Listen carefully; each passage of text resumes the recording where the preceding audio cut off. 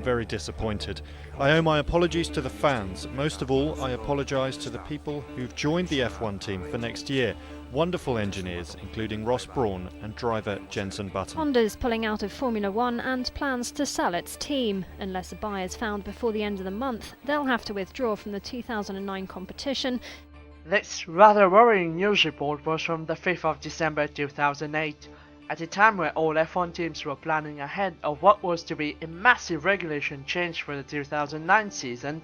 Honda, well, they simply decided to pull its F1 plug, leaving behind a facility in Brackley without an owner nor a lamp in the back of its car.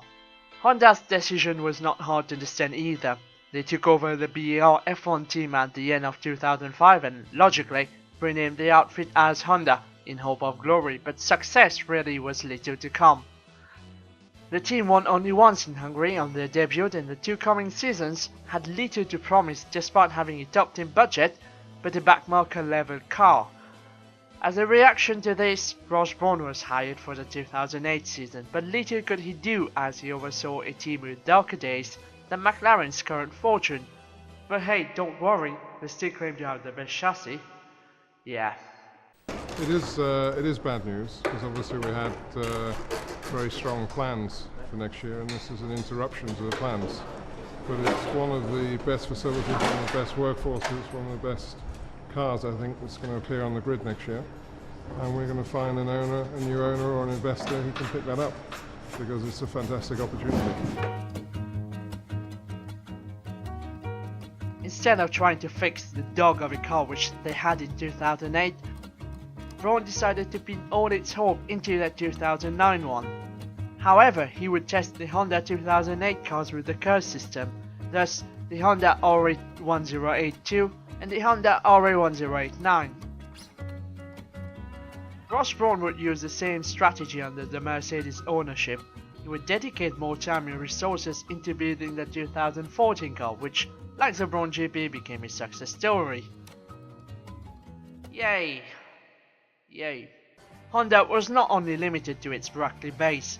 The team had another operation in Japan, Tochigi, and also one in Bracknell for the engine department, which is similar to the Mercedes plan.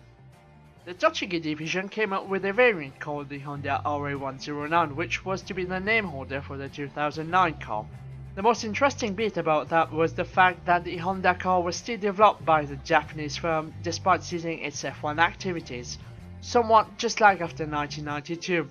For those who did not know, Honda did build some F1 concept cars, noticeably the 1992 Honda RC100, the RC101, and of course the 1999 RA099, which you can find an extensive bit covered in the first video of this series.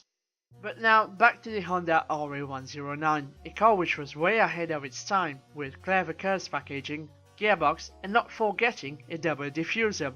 In one of its issues, which I heavily recommend you all to be reading, Racecar Engering's Sam Collins dedicated a whole article on the difference between the Honda car and the Brawn GP one, as they had to change from a Honda to a Mercedes engine, because back in those days it was still a good old engine and not a power unit.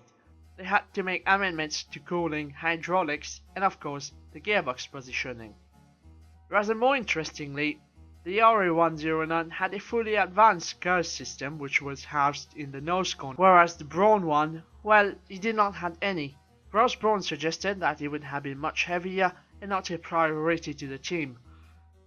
Aerodynamic wise, the cooling inlets, and more strikingly, the nose was different compared to the Brawn's rather fat looking one. Still unsure whether the car would have been as competitive as the Brawn one, but one thing was dead sure.